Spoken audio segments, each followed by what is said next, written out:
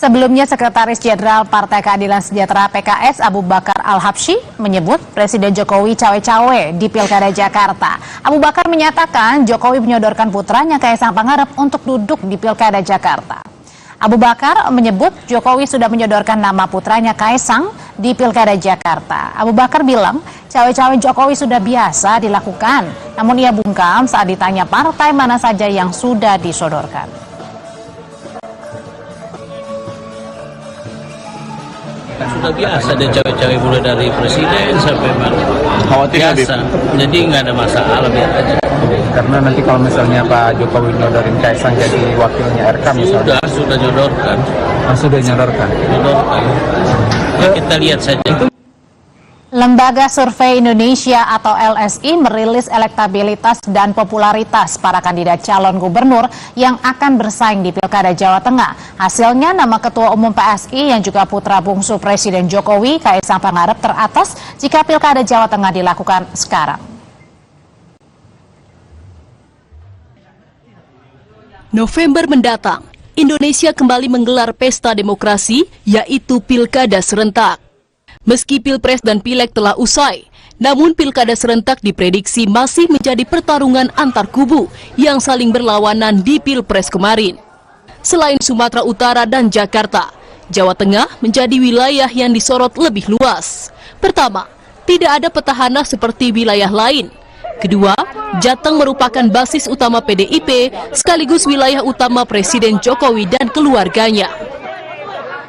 Hasil survei LSI yang dilakukan pada 21 Juni hingga 26 Juni 2024 pada 1.200 responden, nama Ketua Umum PSI Kaisang Pangarep berada di posisi teratas, yaitu 15,9%. Sementara nama Kapolda Jawa Tengah, Irjen Ahmad Lutfi mendapat 12,9%, diikuti artis Raffi Ahmad 6,8%, politisi PDIP Bambang Wuryanto 5,8%, hingga Bupati Kendal Diko Ganinduto 3,5%. Sementara pada survei Top of Mind bakal Cagup Jawa Tengah, Kapolda Jawa Tengah Irjen Ahmad Lutfi mendapat 5,2%.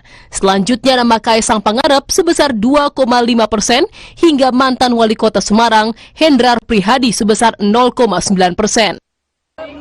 Menurut Direktur Eksekutif LSI, Jayadi Hanan, keunggulan Kaisang dalam survei di Jawa Tengah ini ada hubungan dengan kepuasan terhadap kinerja Presiden Jokowi. Itu dari sisi popularitas, artinya dari sisi popularitas dan kedisukaan Kaisang masih bisa disaingi maksud saya. Tapi dari segi pengaruh Pak Jokowi, tentu saja kalau nanti Kaisang benar-benar maju di Jawa Tengah, Pak Jokowi kemudian secara terbuka ataupun tidak terbuka menyatakan dukungannya, tentu afiliasi Pak Jokowi ke Kaisang akan lebih kuat, dugaan saya ya. Itu berarti dari segi pengaruh Jokowinya mungkin Kaisang lebih dapat dibandingkan dengan calon lain. Tapi dari segi popularitas dan kedisukaan masih harus dilihat data berikutnya.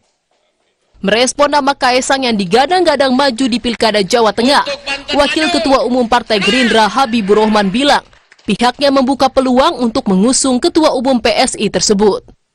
Bisa jadi, ya, nama Mas Kaisang kan muncul di mana-mana, bagus surveinya. Di Jakarta juga sebagai cawagup, beliau muncul di konstituen kami. Di Jawa Tengah demikian juga, ya, jadi kami menunggu saja apakah yang paling penting dan pertama adalah yang bersangkutan berkenan atau tidak.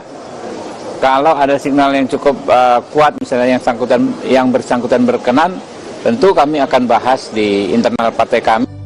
Sementara itu, Sekjen PDIP Hasto Kristianto bilang pihaknya akan mengusung kader internal di Pilgub Jawa Tengah. Hasto menambahkan, Jawa Tengah merupakan basis PDIP sehingga akan memprioritaskan kadernya. Kami lebih mendorong karena Jawa Tengah basis PD Perjuangan adalah kader dari internal partai. Persiapkan calon-calon pemimpin yang berasal dari kepala daerah PDI Perjuangan dan juga yang dari luar tetapi menjadi bagian dari keluarga partai, muncul juga nama Pak Andika. Usai Pilpres dan Pileg, KPU akan menggelar Pilkada serentak mulai dari tingkat kabupaten dan kota hingga provinsi pada November mendatang. KPU menyebut Pilkada serentak akan dilakukan di 37 provinsi dan 508 kabupaten dan kota. Tim Liputan Kompas TV.